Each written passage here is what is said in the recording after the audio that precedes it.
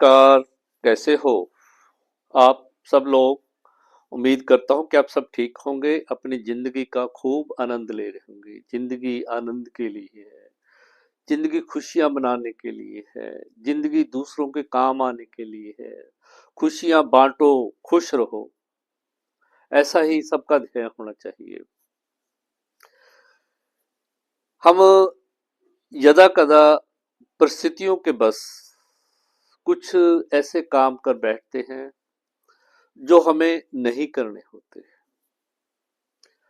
और जिनका हमारी जिंदगी में कभी कोई मतलब नहीं होता, फिर भी हम कर जाते हैं, पछतावा होता है फिर उसका। तो ऐसे काम मत करें जिनके कारण आपको पछताना पड़े। आज इसी विषय पर मैं एक बात करने जा रहा हूं। बचपन में टीचर्स हमें कान पकड़वाया करते थे, कान खिंचवाया करते थे। मैंने भी अपनी टीचिंग के दौरान, अपने शिक्षक के कार्यकाल के दौरान लोगों को खूब कान खींचे हैं। मुझे अब बड़ा अफसोस सा हो रहा था भी ऐसा क्यों किया मैंने, क्यों कर रहा था। पर मैं कहीं पढ़ रहा था, अचानक एक चैप्टर सामने आ गया कि कान पकड़ना भी एक योग है, कान पकड़वाना भी एक योग है। आज इसी विषय पर इस पे हम बात करेंगे। आज का जो विज्ञान, योग विज्ञान कहता है, और ये पश्चिम वाले वेस्टर्न कंट्रीज के लोग इसको सुपर ब्रेन योगा के नाम से जानते हैं। कान खींचने को, कान पकड़ने को इस प्रकार सुपर ब्रेन योगा ऐसा नाम दिया गया है इसको। कान पकड़ने से बच्चा अपनी गलती को याद करता है, मान लेता है। हम परमात्मा के सामने जब जाते हैं, कान पकड़ लेते हैं, तब भी हम अपनी गलतियों को स्वीकार कर लेते हैं। शारीरिक यानी न्यूरोलॉजिकल कारण, कान का क्षेत्र विशेष लोब यानी साइड क्षेत्र दिमाग के उन बिंदुओं से जुड़ा हुआ है जो अनुशासन, डिसिप्लिन, स्मरण शक्ति और निर्णय की शक्ति को नियंत्रित करते हैं। इस कान के यहाँ ये जब हम इसको पकड़ते हैं ना, खींचते हैं, ये एक ना, ये भी एक, क्योंकि कान पकड़ना और हल्का दबाव देने से ब्रेन की परफॉर्मेंस सक्रिय हो जाती है और बढ़ जाती है। यह वो हिस्सा है जो निर्णय करता है कि हमने क्या करना है, क्या नहीं करना। कान पकड़ना वैसे नहीं है, इसके पीछे ना 3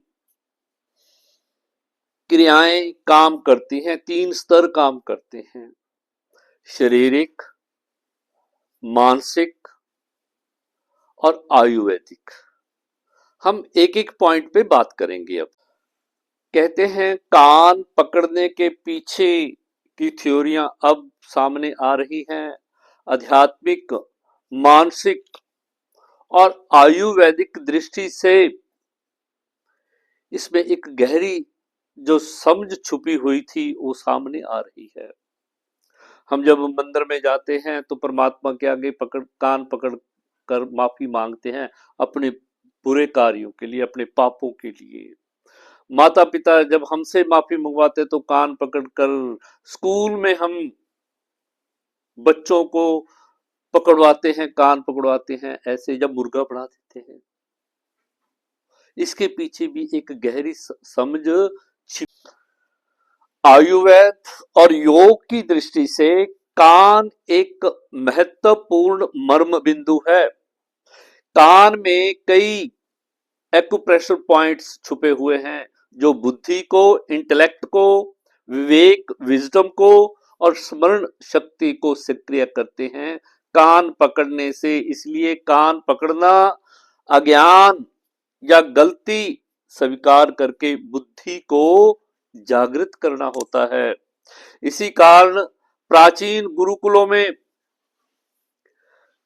भी विद्यार्थी कान खींचकर स्वीकार और सुधार का संकेत देते थे, जैसे स्कूलों में करवाया जाता है। अब तो खैर बैन हो गया इन चीजों पे। पहले कान पकड़वाए जाते थे। जब हम यहाँ इस बिंदु को दबाते हैं ना तो हमारा ब्रेन सक्रिय हो जाता है। आप एक एक्सपेरिमेंट करना, जब भी आपका हाथ जब पाँव सुन्न हो जाए, कीड़ी चींटी ऐसी चलने लग जाए, तो उस साइड के कान को ऐसे ऐसे दबाना शुरू कर दो, मसाज कर दो शुरू उसकी।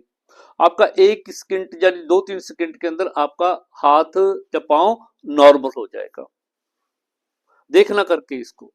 कान पकड़ने से बच्चा अपनी गलती को याद करता है, मान लेता है। हम परमात्मा के सामने जब जाते हैं, कान पकड़ लेते हैं, तब भी हम अपनी गलतियों को स्वीकार कर लेते हैं। अब हम बात करते हैं कि कान खींचने के क्या फायदे हैं। सबसे पहला तो ध्यान और एकाग्रता में सुधार होता है।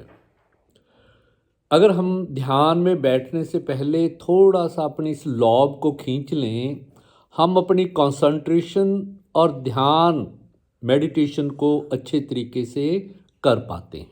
कान में कई नर्व पॉइंट्स होते हैं जिनको दबाने से या खींचने से दिमाग शांत होता है। आयुर्वेद और योग ने माना है कि कान खींचने से मेमोरी शार्प होती है, जिससे कहते हैं कान खींचने से ब्रेन की एक्टिविटी बढ़ जाती है और जो भी हम पढ़ते हैं या सीखते हैं कहीं से, वो हमारे ब्रेन के अंदर फिक्स हो जाता है। तनाव में कमी होती है। हल्का मसाज या हल्का सा खींचना हमें रिलैक्सेशन देता है। जो दिमाग के अंदर नेगेटिव विचार चल रहे होते हैं उनसे हमारा ध्यान हट जाता है और हमारा तनाव भी खत्म हो जाता है।